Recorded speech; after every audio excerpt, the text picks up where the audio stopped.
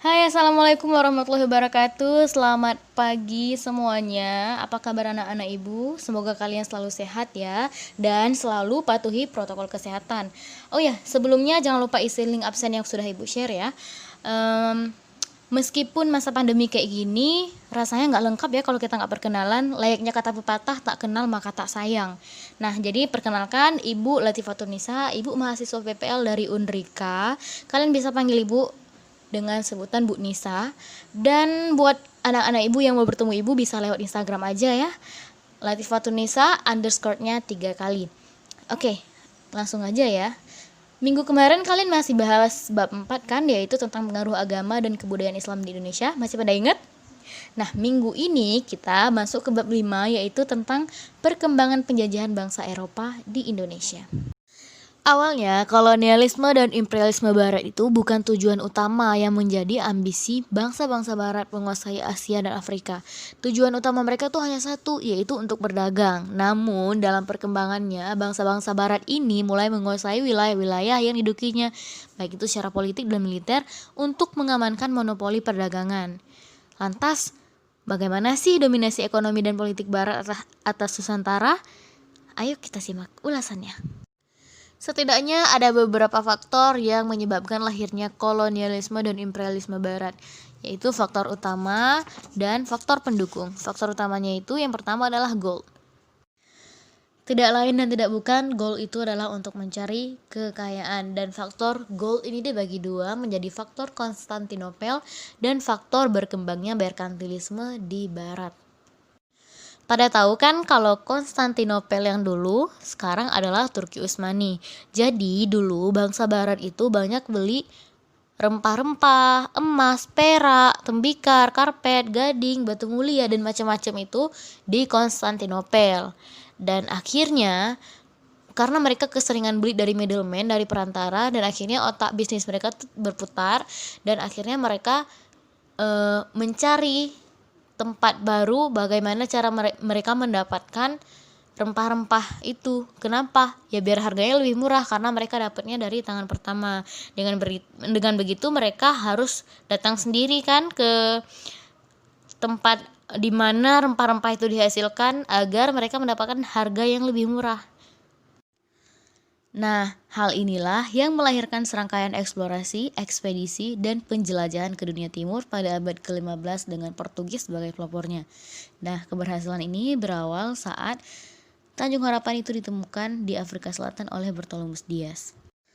Akan tetapi, Portugis baru berhasil berlabuh di India pada tahun 1498 dengan pelayaran yang dipimpin oleh Vasco da Gama. Selain itu, berkembangnya paham merkantilisme di Eropa juga menjadi salah satu faktor bangsa barat mencari wilayah baru untuk melakukan imperialisme. Singkat cerita nih, merkantilisme itu adalah teori ekonomi yang menyatakan bahwa kesejahteraan suatu negara itu ditentukan oleh banyaknya aset atau modal yang dimiliki serta besarnya volume perdagangan global suatu negara. Oke, kita lanjut. Berikutnya ada gospel. Gospel adalah menyebarkan agama Nasrani. Portugis dan Spanyol adalah negara yang dilandasi agama Katolik. Raja-rajanya sangat taat terhadap Paus. Paus diyakini sebagai wakil Tuhan di dunia. Itulah sebabnya dalam setiap penjelajahan dan pendudukan, pelaut-pelaut Portugis dan Spanyol itu mengikut sertakan banyak misionaris. Dan yang terakhir adalah glory, yaitu untuk mencapai kejayaan. Sebagai bangsa yang lama dikuasai oleh bangsa Umur, Portugis ingin bangkit dan membuktikan kepada bangsa-bangsa lain bahwa Portugis mampu membangun bangsa dan kekuatannya sendiri. Semangat untuk mencapai kejayaan inilah yang melahirkan era penjajahan samudra yang dipelopori oleh Portugis sendiri. Jadi, cuma itu aja alasan yang membuat bangsa barat melakukan penjelajahan sampai kolonialisme dan imperialisme? Tentu tidak. Ada beberapa faktor-faktor pendukung lainnya yang membuat bangsa-bangsa barat sangat ingin menjelajahi dunia. Apa saja? Yang pertama adalah adanya penemuan-penemuan baru dalam berbagai bidang, termasuk dalam bidang teknologi maritim seperti kompas, navigasi, kartografi. Kartografi itu pembuatan peta ya, dan ada karvel. Karvel adalah perahu cepat berukuran kecil yang bisa melawan arah angin. Selain itu, ada juga penemuan Galileo Galilei yang menyatakan bahwa bumi itu bulat Dan akhirnya para penjelajah merasa penasaran dan tertantang untuk membuktikannya sendiri. Terlebih, rasa penasaran itu diperkuat oleh kisah perjalanan yang ditulis Marco Polo antara tahun 1271 sampai 1292 yang kemudian dituliskan dalam bentuk buku berjudul The Travels of Marco Polo.